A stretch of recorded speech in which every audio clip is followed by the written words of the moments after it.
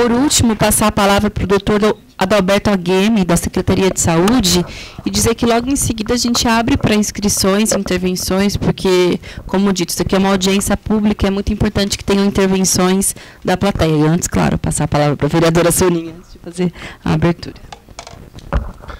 Passa o microfone aí. Obrigado, boa noite a todos e a todas. Obrigado pelo convite, Sâmia Bonfim, também a Clínica de Direitos Humanos, a Janaína Dantas. Basicamente, o que a gente gostaria de estar colaborando, e isso a gente analisa que é importante, a constituição de redes, por isso que nós temos um GT de trabalho do consultório na rua, maternidades e vários serviços, e a defensoria também faz parte, já que a gente entende que é um problema complexo, problemas complexos não resolvemos sozinhos. Tá? Então, essa nossa contribuição, no sentido de tentar materializar políticas públicas concretas, é um desafio concreto, né? E acho que nesse sentido, apesar das nossas dificuldades, o consultório na rua é um grande avanço. Tá? No modelo convencional de atendimento à saúde, UBS, que é a porta de entrada, se não tivéssemos um consultório na rua, teríamos grande dificuldade de concretizar esse pré-natal cuidadoso com essas mulheres, tá? E reforçamos que a diretoria da Secretaria Municipal de Saúde trabalhar com a humanização do nascimento, né, em todos os sentidos, em todas as áreas, inclusive com esse público específico das mulheres em situação de rua. Mas gostaria de só fazer uma pequena contribuição, já que é a nossa visão. Eu sou médico efetivo da Secretaria Municipal de Saúde há 27 anos, né, e minha área de atuação predominante é maternidade.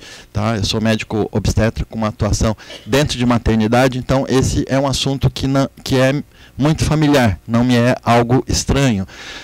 E realmente é um grande problema. E antes de eu vir para o gabinete, há 4 anos, foi a equipe multiprofissional que me trouxe essa demanda do problema que é as crianças que ficavam retidas na unidade neonatal devido à vulnerabilidade, particularmente do uso de drogas. A partir daí, nós também procuramos materializar na prática, e eu sempre digo, existe uma distância muito grande quando se fala de direitos sexuais e reprodutivos, mas 55% da gravidez no Brasil não foram planejadas e 66% nas adolescentes não foi planejada. A pergunta, quantos por cento dessa gravidez dessas mulheres em situação de rua foram planejadas? Tá? Porque eu gosto dessa reflexão sempre de prevenção e promoção, porque a impressão que eu tenho é que a gente sempre vai atrás do prejuízo, e isso é muito complicado. Então, é um direito humano de toda mulher, tá? Inclusive a mulher em situação de rua, planejar a sua gravidez. Por que não? Agora, vamos perguntar se essa mulher que está em situação de rua foi garantido o direito de escolher estar grávida. Ela escolheu? Alguém perguntou? Você queria ficar grávida agora? Tá? Então, esses 3 casos que foram citados aqui na frente, me passa isso. Uma mulher com 10 filhos, não discriminando, mas se for perguntar para ela, você quis ficar grávida de 10 vezes? Ou se alguém realmente ignorou esse direito básico, que é o planejamento da maternidade.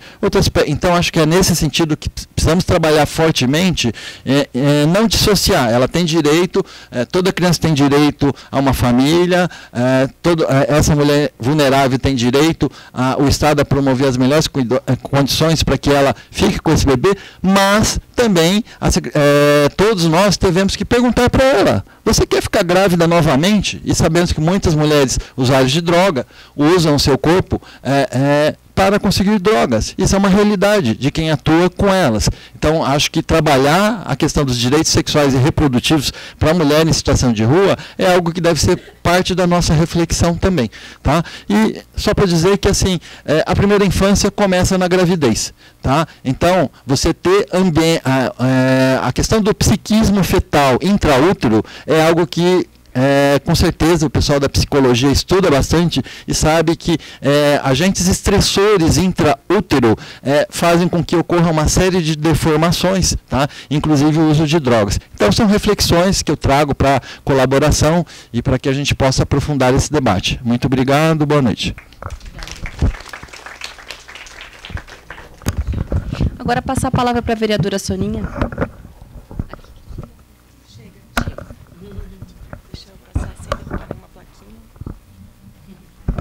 Obrigada, vereadora. Fico feliz de saber que está gravando, então depois vou poder assistir as falas que eu perdi. E dizer que, à medida que as pessoas foram falando depois que eu cheguei, foram me ocorrendo casos inúmeros, histórias, né, reais, individuais, que sempre chamam a atenção para a dificuldade que é você construir a política mais universal possível, ou seja, que garanta direitos a todas as pessoas, respeitando ao mesmo tempo a singularidade, respeitando a complexidade das coisas. Então, as pessoas em situação de rua também são muito sujeitas ao mesmo tipo de interferências da cultura que a gente da cultura de consumo, da cultura cristã, da cultura, enfim. Então, eu lembrei de casos de mulheres que acreditam que só seriam mulheres plenas, dignas de respeito da sociedade, se tivessem filhos. Enquanto elas não fossem mães, elas não seriam dignas de respeito como mulheres.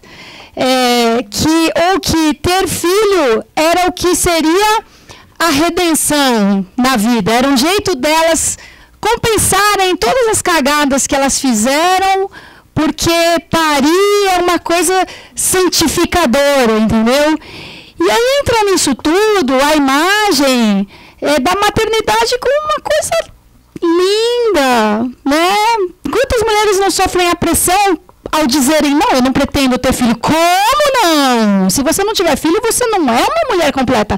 Isso acontece com as mulheres de classe média, as mulheres de classe alta, e acontece, também está introjetado nas mulheres que vivem na rua, que estão em situação de rua.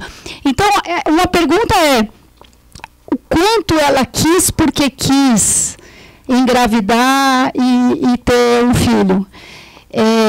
Para que a gente também não crie essa expectativa, né, de que ter o filho, de que a maternidade eu pensei, Deise, no significado de não amamentar e pegar no colo transforma. Não necessariamente. Não necessariamente. Eu tive minha filha com 16 anos. E eu falei, não, vou ficar um ano sem estudar, porque eu vou só cuidar da minha filha e depois eu volto para os meus planos anteriores e eu faço faculdade. Achando que aquele um ano que eu ia dedicar todinho à minha filha ia ser aquela coisa indígena, sabe? Mãe grudada no bebê, fazendo tudo com o filho. Imagina, ela chorava o dia inteiro de cólica, sabe? E aí você entra num puta de um drama, porque você não consegue dormir, você não tem tempo para tomar banho, você não consegue almoçar sentado com as suas duas mãos, nunca mais. Então, essa imagem, né, revista Cláudia, ela também está acessível para as mulheres da rua, que também assistem televisão, que também leem revista e que também podem construir, sem perceber, a ideia de que se elas forem mães, tudo será completamente diferente. E se a gente não levar em conta cada caso, cada plano individual, a gente pode acabar achando que o certo é a mãe e o filho ficarem juntos. Porque é o certo, mãe e filho juntos. Então, a complexidade de nós todas, seres humanos, é enorme. E vai ser sempre esse desafio. Como? Como não fazer com que o obstáculo para a adoção seja a mera burocracia estúpida? E sim, não um obstáculo à adoção, mas o cuidado necessário para seguir todos aqueles passos, achei muito interessante que um dos itens era a investigação da verdade ou da real história, porque as pessoas contam histórias às vezes horríveis umas sobre as outras, né? O pai sobre a mãe da criança, a mãe, a avó, minha mãe quis tirar as filhas de mim a uma certa altura, porque eu era louca que carregava elas para o ensaio de teatro de madrugada. Então, como dar o tempo necessário para que se respeite os direitos da mãe, o direito da criança, e sem que sejam os tempos da burocracia do Estado. Caminhando já para a conclusão, primeiro uma história dessas muitas que me ocorreram enquanto as falas eram feitas aqui. Nossa amiga Débora.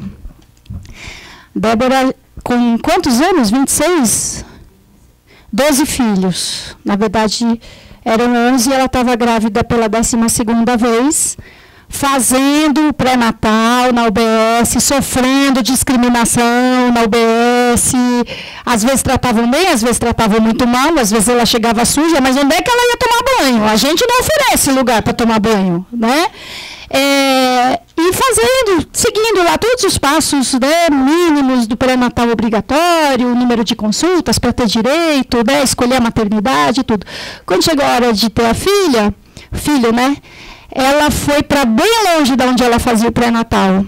Porque onde ela fazia o pré-natal, sabiam que ela era usuária de drogas e então ela tinha medo que segurassem o bebê dela. Então, em vez de ter o filho no centro, ela foi ter lá na Zona Sul, longe pra caramba. Quando chegou lá, ela avisou, acho que era uma cesárea, ela falou assim, eu quero uma laqueadura. Só que ninguém conhecia a Débora ali. Era a primeira vez que a Débora aparecia naquele hospital falando assim, não é assim que funciona. Você primeiro tem que passar pelas atividades, pelas entrevistas e pela roda de conhecer lá, mas o quê? Do planejamento familiar. Então, é bem o que você falou, assim, a institucionalidade, né, a regra que a gente criou para proteger uma mãe exausta, frustrada, passando por uma puta dificuldade financeira, uma mãe que no impulso queira fazer uma laqueadura. Então, a gente criou uma regra, tipo, não, pensa melhor. E, no fim, com essa regra, a gente acabou impedindo a Débora de fazer uma laqueadura que ela tinha certeza absoluta que ela queria fazer. E tudo porque ela ficou com medo de tirarem aquele filho dela se ela fizesse o parto na maternidade onde já conheciam ela muito bem e podiam concluir que ela não tinha jeito de cuidar daquela criança. E aí o caso da Débora serve também como exemplo do que a assistência social acabou fazendo nos últimos tempos, que foi uma trajetória parecida com a saúde, que é de criar especialidade para tudo. Então, é importante você definir as especificidades, as necessidades diferentes conforme o gênero, a idade, a fase da vida, a condição, de um modo geral, até o território. Mas, no fim, a gente acabou criando assistência social para crianças de 0 a 6, assistência social para adolescentes, para os serviços de acolhimento ou serviços de convívio, muito separadinhos por idade, principalmente os de acolhimento. E aí, de novo, a Débora, ela não podia ir para um serviço, até um dos considerados melhores, um pouco, Família em Foco, Autonomia em Foco. Por quê? Porque tem regras de horário, entrada, saída, visita, tal coisa. E ela queria, no fim de semana, eventualmente, poder receber os filhos mais velhos, já adolescentes, que moram com a mãe dela em Itanhaém. Mas se eles viessem para São Paulo com os filhos de 15, 16 anos, debaixo do viaduto, podia ficar todo mundo junto. Ela recebia todo mundo na barraca dela, debaixo do viaduto. Mas no Família em Foco, ela não ia poder receber a mãe dela e nem os filhos mais velhos. Porque a vaga é para a mãe com as crianças pequenas. Isso é muito recorrente. A mãe pode ficar, e olhe lá, se conseguir vaga, com o seu bebê e os seus filhos pequenos. Mas os filhos mais velhos já não cabem nesse serviço super específico, especializado da assistente social para gestantes, mães e bebês. Então, também a gente precisa, teve uma das falas aqui da mesa já, pensar nisso. Não é mais vagas, mais vagas. Quais vagas? Todo mundo aqui vive em algum arranjo, república, pensionato, família, com amigo, com marido, namorado. Por que a população de rua tem que se enquadrar em um perfil de acolhimento que exclui metade das pessoas com quem ela se relaciona intensamente, afetivamente no dia a dia, com quem ela constituiu o que ela agora reconhece como família na rua? Então, pelo menos, isso não é tão complexo assim de resolver. Diante de todas as outras complexidades, a gente criar serviços assistenciais, socioassistenciais de acolhimento que prevejam arranjos múltiplos, diferentes, vários tipos de dormitórios com várias composições, que não só os dormitórios gigantes com dezenas de camas beliche, não é nada assim do outro mundo. É algo que a gente pode perseguir muito concretamente e que, num prazo não muito longo, pode produzir uma melhora substantiva na possibilidade de acolhimento de pessoas, né, que vivem como a gente em tipos de arranjos muito diferentes. Obrigada.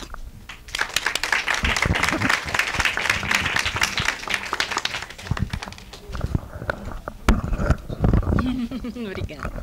Muito obrigada, Soninha. Bom, pessoal, está aberto as inscrições para intervenções, falas, dúvidas, questionamentos, enfim, o que vocês quiserem. Relatos, propostas, depoimentos, experiências de trabalho.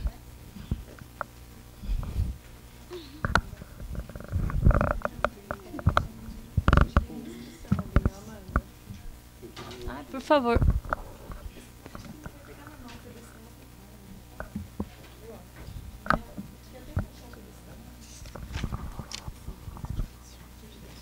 Enquanto a Amanda fala, se mais alguém quiser se inscrever, eu anoto por aqui. Obrigada.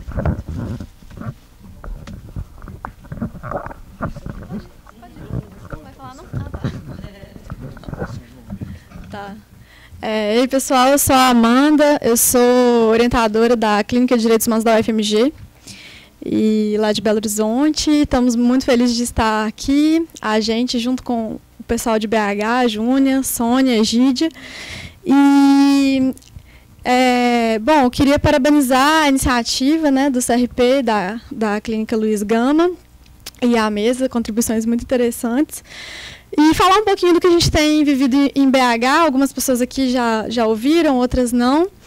Né, a gente tem vivido uma situação muito grave de recolhimento, né, de acolhimento de recém-nascidos direto da maternidade, muitas vezes, né, um acolhimento preventivo.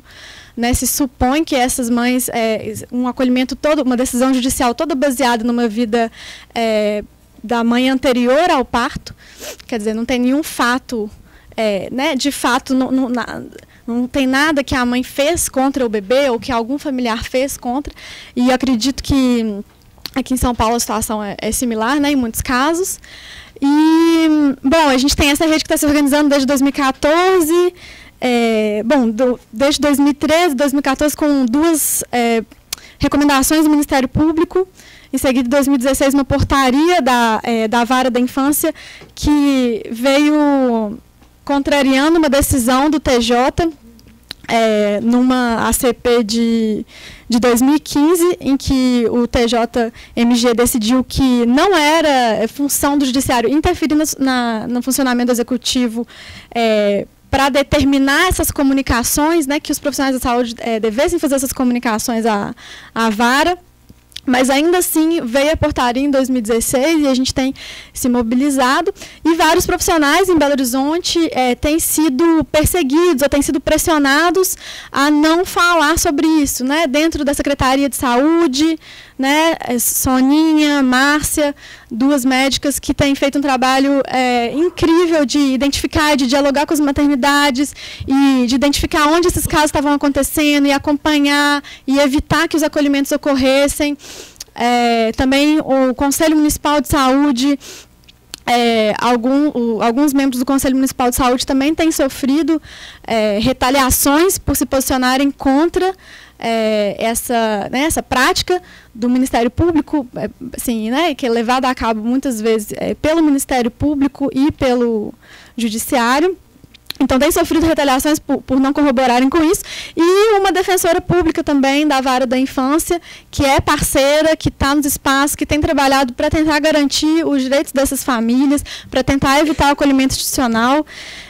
Então, eu venho aqui, enquanto também na ideia de querer fazer uma rede com São Paulo, né, com vocês, e pedir apoio, a gente se apoiar e construir alternativas para combater o acolhimento institucional e para proteger esses profissionais também.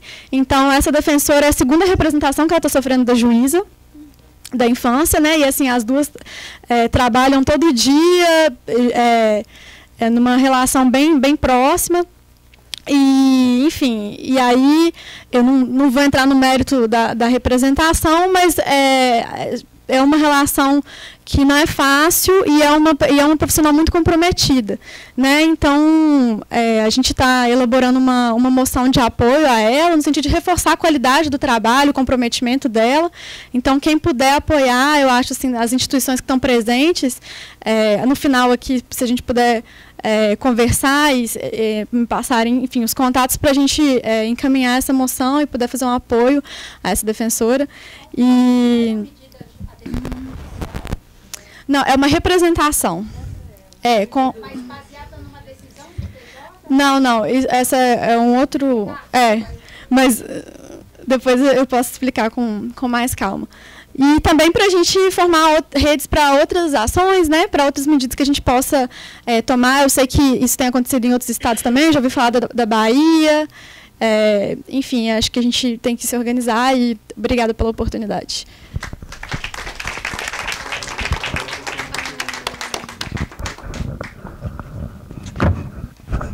Agora eu vou passar a palavra para a Luísa, em seguida a Sônia.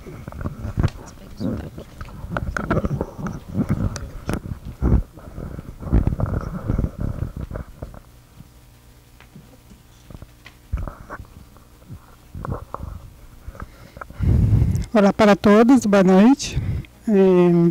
Bom, eu gostei da fala dela, né? Eu vejo, eu fico muito feliz quando o pessoal se reúne num evento desse para falar sobre mulheres em situação de rua, né? Porque também não vejo aqui também muitas mulheres em situação de rua, né? Que de fato sabe da sua história, né? E que de fato sabe do que acontece, né? Que o que acontece aqui é bem diferente do que acontece na rua, no sistema, né? Eu conheço muitas mulheres devido à violência doméstica. Eu tenho um casal de filho e eu não quis mais ficar na violência. E ouvia também muitas histórias, né, por onde eu deveria ir para sair da violência, né? E também eu estava cansada de falar para os meus filhos, contar uma história diferente do que eu passava, né? Que eu fui agredida em um assalto, que eu caí da escada. Então, ele era pequeno, meu filho, ele começou a minha violência, ele tinha mais ou menos 2 anos, né? E para que a violência não chegasse até neles também, para eles não começarem também a apanhar, eu procurei ajuda.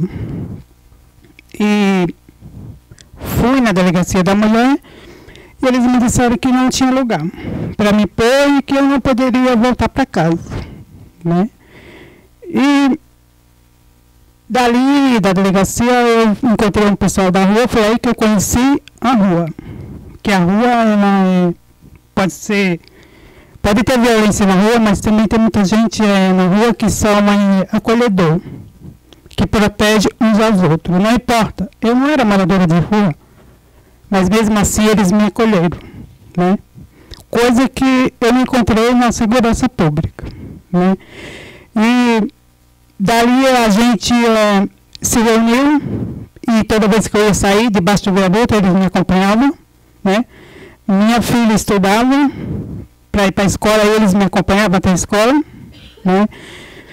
E eu fiquei ali, tempo depois, umas pessoas de colete passaram lá e disseram que eu não poderia ficar ali porque era perigoso para os meus filhos ficarem embaixo do viaduto. Ora, mas tinha muita gente que morava ali, né? E dali eu fui para um abrigo, né?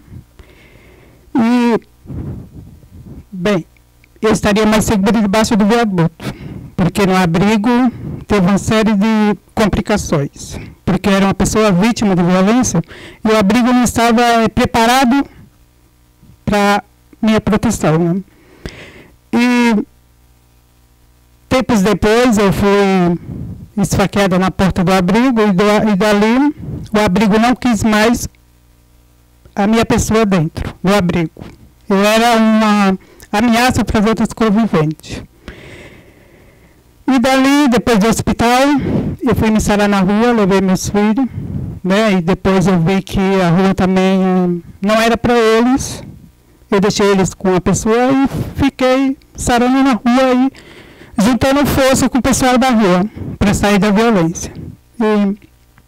E na rua, eu pude ver que a violência na rua, das mulheres, acontece dia e noite.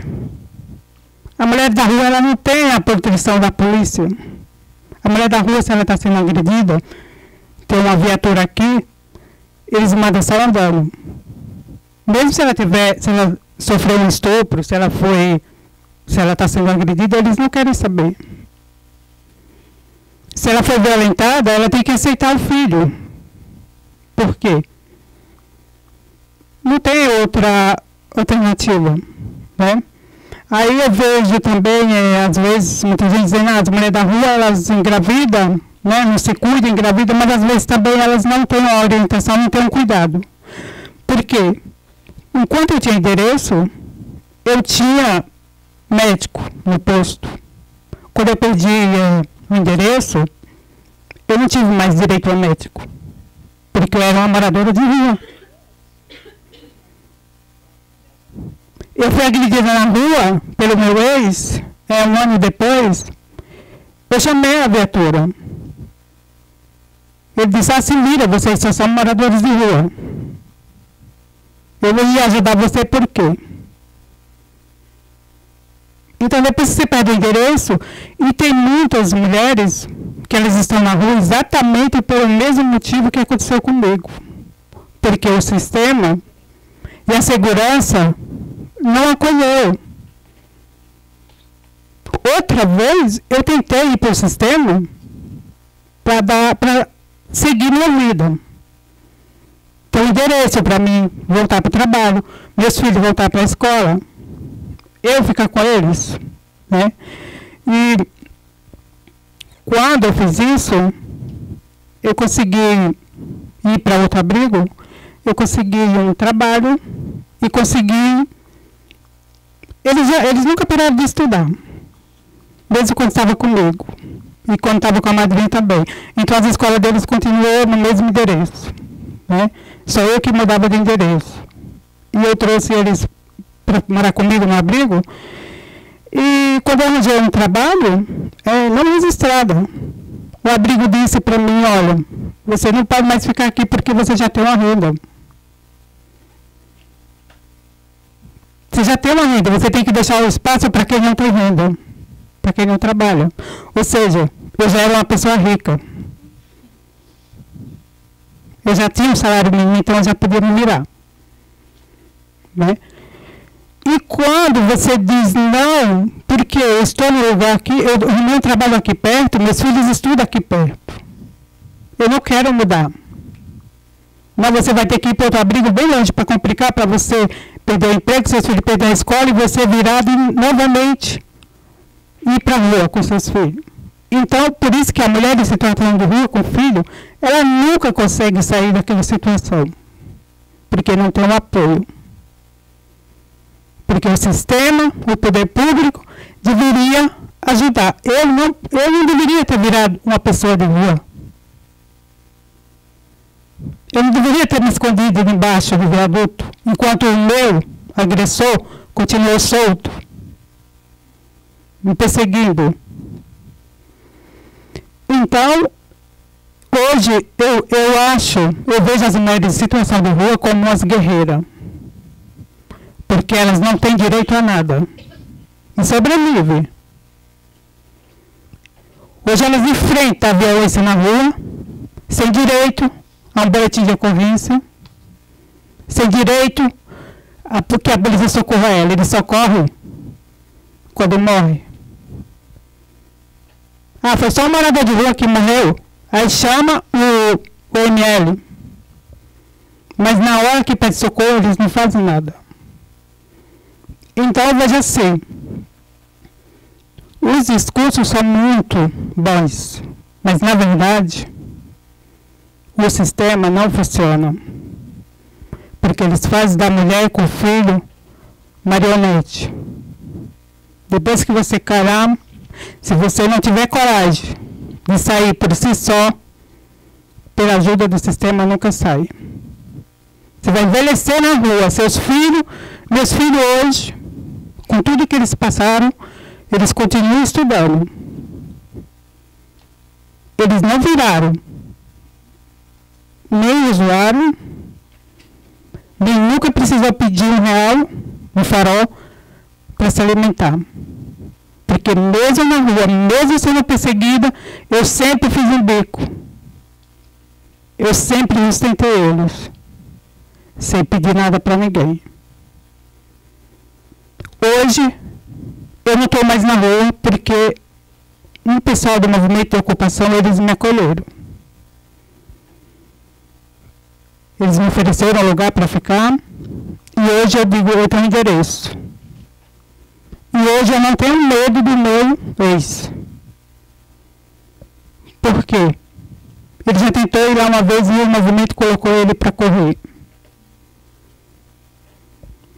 Mas eu penso que se a mulher de rua engravida e ela não tem uma ajuda para sair dali, a mulher da rua fica grávida. Ela vai fazer o pré-natal, às vezes, quando encontra. Porque dificilmente a mulher da rua faz um pré-natal. As que eu conheço não fazem pré-natal. Outro dia, 2 deu à luz. E elas ficaram com os filhos. Elas não deram os filhos delas para ninguém. Quando se consegue, realmente, aquelas que são realmente usuárias de droga, que elas usam droga, e quando elas sentem que não pode mesmo ficar com a criança, elas preferem entregar mesmo. Mas por quê? Porque não tem uma ajuda do sistema. Ah, vou fazer o pré-natal, você está grávida, você vai para a casa de amparo. Depois da casa de amparo, ela vai para onde com o bebê? Volta para a rua. Né? Por quê? Não tem encaminhamento para um outro abrigo. Porque se tivesse um encaminhamento para outro abrigo, ela poderia muito bem sair dali com o filho dela. Cuidado com ela. Ele poderia muito bem ir para uma creche. Ela poderia muito bem trabalhar. E ter o filho dela com ela, sempre. Mas como não tem um apoio, né, é sozinha, então fica difícil para a mulher em situação de rua continuar, terminar a gravidez, continuar com o filho dela, sem ser que o poder público vá lá e tome. Né, porque é isso que o Conselho faz, né, para ajudar. Raramente aparece alguém. Agora, para tirar tudo que é do povo da rua, tem um monte. Né? Porque o que a gente vê é a GCM todo dia, tirando coisa do povo da rua. Agredindo, não importa se é mulher ou é homem. Porque eles não querem saber. Então, era só isso que eu queria dizer.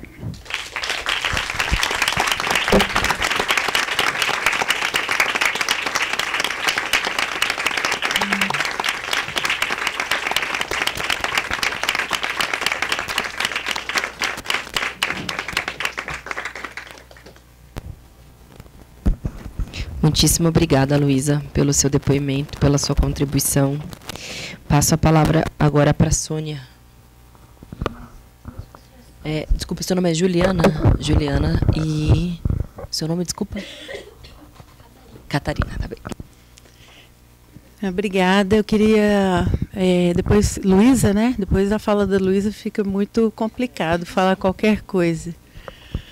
Mas, assim, eu estou aqui pela manhã, desde de manhã eu sou Sônia Lansky, sou de Belo Horizonte, sou trabalhadora do SUS há 30 anos, e colega do Adalberto aqui, na saúde da criança, minha história, mortalidade infantil e saúde da mulher, e me vi envolvida com essa questão toda, trabalhando com do parto e nascimento, a humanização, o movimento da humanização do parto e nascimento. Então, eu queria só agradecer, dizer que realmente foi um dia muito enriquecedor, eu aprendi muito hoje, falas muito especiais que eu não conhecia, adorei ver a Soninha, que era minha musa, adorei ver ao vivo, assim, adorei conhecer minha xará e musa, adorei conhecer muitas pessoas, na hora do café a gente conversou muita coisa, né, que rolou ao longo do dia. E eu não vou... A Amanda já falou um pouquinho desse movimento nosso, vi que Deise, esse encontro com Deise, hoje vi o Patrick, né, acompanhando e botando o nosso movimento de Quem é esse bebê de Belo Horizonte, uma coisa sofrida, tão trágica, né, as companheiras aí, a Daniela também, na Clínica de Direitos Humanos, Polos e Júnior Defensora. E um movimento que reuniu pessoas lá e que a gente vem aprendendo muito uns com os outros e nos colocando mais fortes juntos, né? Ninguém larga a mão, ninguém solta a mão de ninguém, aprendendo muito com a questão do direito. Mas voltando um pouco, aí eu vou devolver um pouco para essa interlocução aqui entre nós. Primeira questão da violência, assim, por mais que a gente falou hoje da mulher, dos direitos da criança, e a criança, o ECA e a mulher, e que uma coisa está, assim, a centralidade do problema na mulher é muito grande. E o peso de tudo na mulher é muito grande. Ela entra e escapa. É o labirinto, né, que alguém falou, mais cedo foi o Luiz, né, um labirinto tentando se desvencilhar para dar certo para ela e para os filhos, né, Luísa? E a mulher e o homem mal aparece, nem nós todos mal colocamos a questão, pouco colocamos a questão do homem, né? Porque onde tem uma criança gerada tem um homem, né? E a responsabilidade na mulher e a mulher se safando do sistema, como a Luísa falou, evitando o pré-natal, evitando o parto.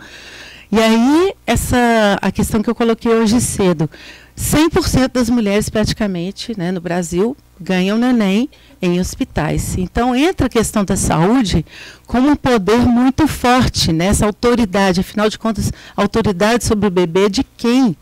De quem é esse bebê? A gente volta nessa discussão.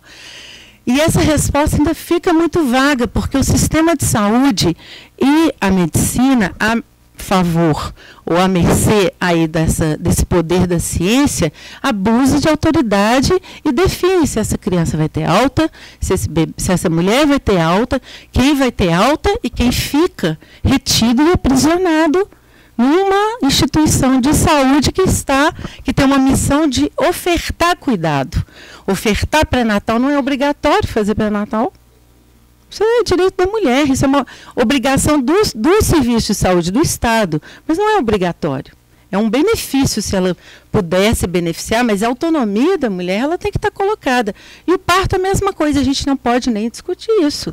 Se a mulher pode ou não ter parto onde ela quiser, porque ela aí já vai estar desviando e já vai estar colocando em risco o bebê, né?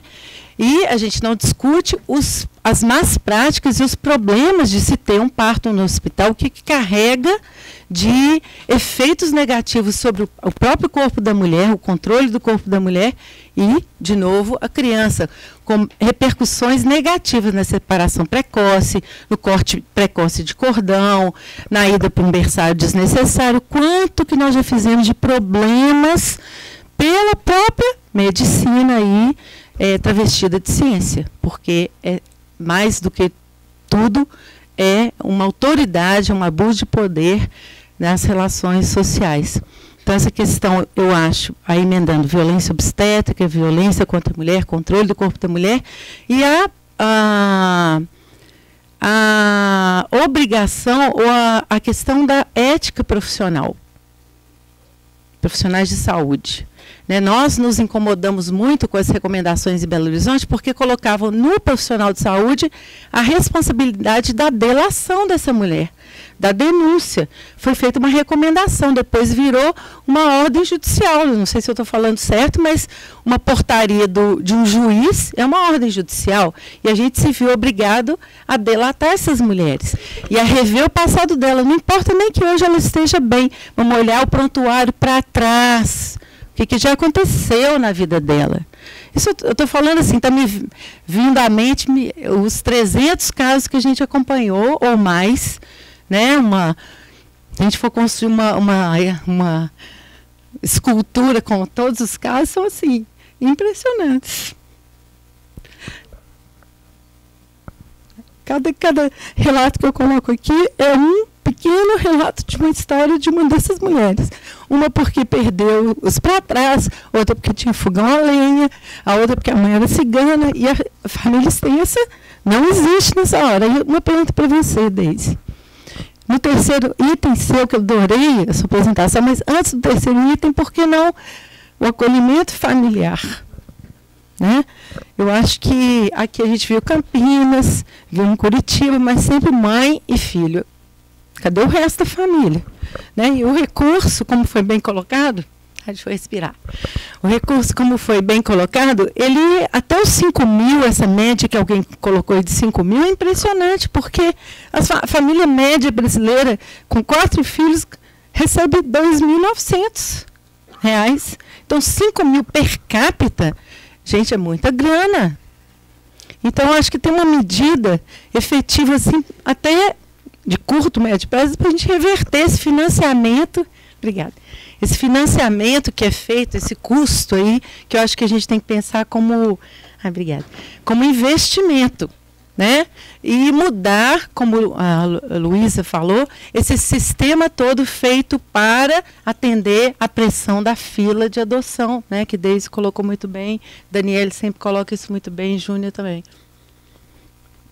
Então, eu queria algumas perguntas devolver para vocês, mas assim, nessa radicalidade da mulher sujeita, autônoma, de direito, que ela seja a porta-voz da própria história dela, que ela define, porque eu não vou ficar fazendo caridade.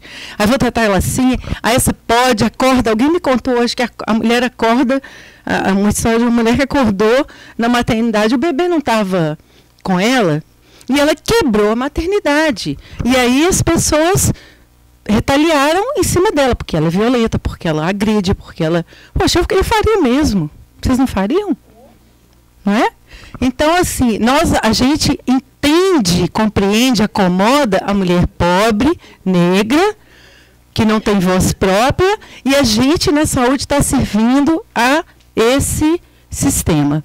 Quando a gente não discute, quando aceitamos essas imposições, as intimidações, as retaliações, as perseguições, e a gente se cala, porque é difícil ficar falando mesmo com tudo contra você. É muito complicado. Então, hoje a gente conversou com algumas pessoas aqui, se junta, cola na outra pessoa, não fica sozinha. Cola aqui, cola ali, mas não deixa de falar com o diretor do hospital, porque se uma criança fica retida numa maternidade, ela está saudável, isso não é boa clínica. Eu sempre falo isso para incomodar meus colegas médicos, sou pediatra.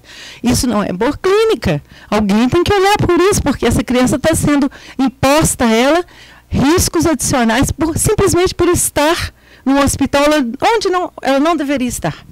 E separada da sua mãe, de onde ela nunca deveria ser separada. Peraí, deixa eu pensar assim tudo. Eu falei o terceiro, falei o recurso, eu pontuei algumas questões que eu queria devolver para fazer essa interlocução. Eu agradeço muito, coloco, como a Amanda falou, a gente precisa também colar em vocês, né, em Curitiba, em Campinas, que tem as experiências aqui e outras, para a gente andar mais forte e fazer essa resistência radicalmente em nome da criança, como as pessoas apelam, mas em nome, sobretudo, da mulher que está perdendo o seu próprio filho e perdendo essa marca que fica para a vida na vida. Né? Não, fica para sempre na vida. E a marca da criança também. E nós, de certa forma, cúmplices nessa história, no dia a dia da maternidade, vendo isso acontecer, sem nos manifestar adequadamente, sem reagir adequadamente para mudar essa realidade. Obrigada.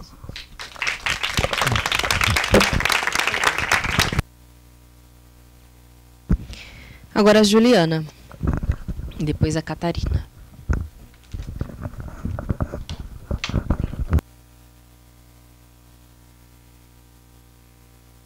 Oi, gente, eu sou a Juliana, eu sou da Clínica de Direitos Humanos Luiz Gama. Todos os cumprimentos possíveis ao público, à mesa. E eu queria fazer um comentário que veio um pouco de falas da mesa e ao longo do dia, e é também uma ressalva, que é sobre qual mulher nós estamos falando nessa hora que a gente pauta a convivência mãe e bebê, nessa hora que a gente aponta isso como uma solução. E eu acho que isso lança a luz sobre uma coisa que a Sonia falou, que é essa cobrança para que mulheres tenham filhos, mas também essa proibição para que algumas mulheres tenham filhos. E desenhar esse perfil eu acho essencial, porque a gente não quer romantizar a maternidade. Deus me livre, né? Maternidade não é solução para muitas de nós e talvez para muitas delas também. Mas a pesquisa da clínica e muitos dos interlocutores hoje falaram de mulheres que estão nessas condições de muitas vulnerabilidades e eventualmente têm condição de ser mães, desde que apoiadas, desde que ajudadas, não ajudadas, né, mas com as garantias que o Estado precisa dar. Então, essa era a ressalva e comentário importante para mim, de não estamos romantizando maternidade em momento nenhum. Mas eu acho que muitos dos casos que foram falados, eles tocam em coisas que eu não vou ficar repetindo, mas o que é planejamento familiar para essas mulheres, como que tem sido o atendimento para essas mulheres. E mais cedo a gente ouviu muitas coisas sobre moradia, redução de danos, sobre atendimentos possíveis. Veio o pessoal da Casa da Gestante de Campinas e falou, e pareceu boa prática. Alguém lembrou que não são... a Sônia aqui imediatamente antes de mim, né, que talvez as limitações estejam em olhar só para mãe e bebê e não para a família.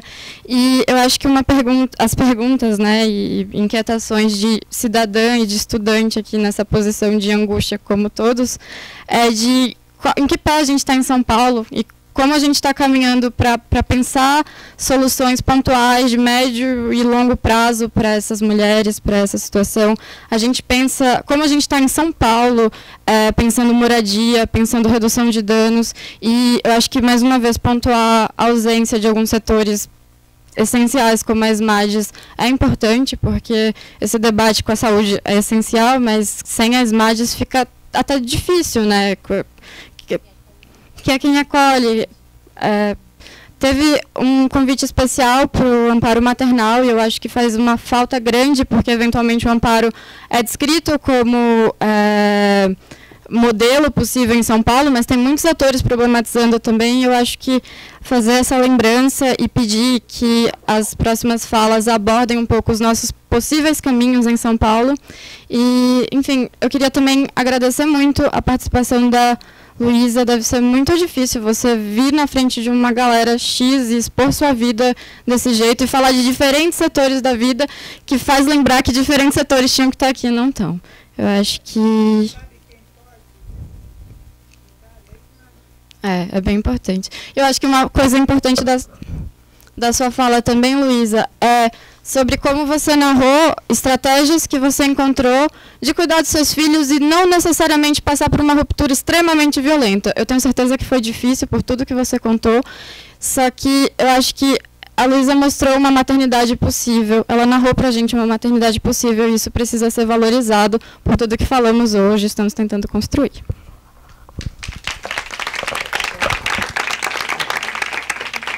Agora a Catarina.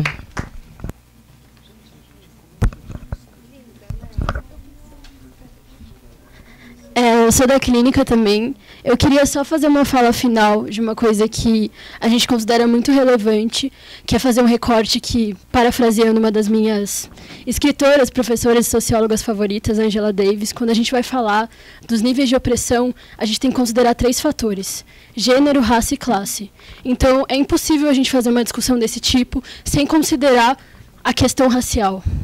Se é difícil para uma mulher, imagina para uma mulher negra. É sempre mais difícil. Metade da população brasileira é negra e a gente sente falta nesses espaços dessas questões. Qualquer política pública que for se referir à população em situação de rua, e acho que a qualquer público, a gente tem que ter políticas afirmativas que coloquem isso em pauta, porque é um tema relevante. Acho que é só esse comentário que eu queria fazer.